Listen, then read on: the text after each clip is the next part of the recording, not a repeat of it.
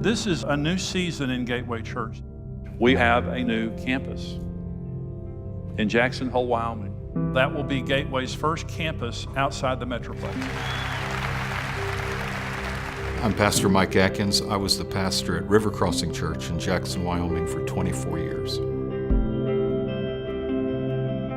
About 5 years ago, I started sensing that there was a change coming for me.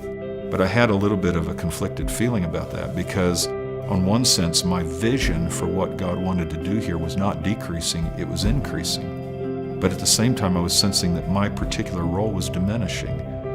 And I couldn't understand why the Lord was showing me both of those things at the same time.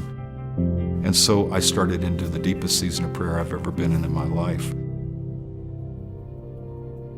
One night, the Lord just started speaking to me about this region, and I started getting this flood of information that was coming to me by the Spirit.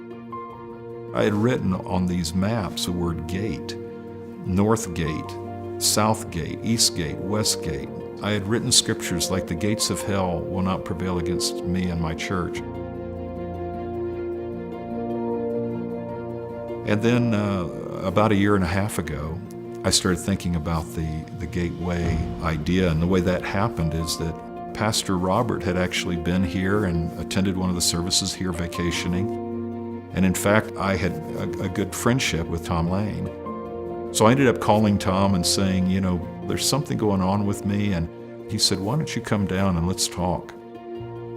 Robert was saying to me, you know, we don't know what the Lord's up to, but it feels like God's up to something here.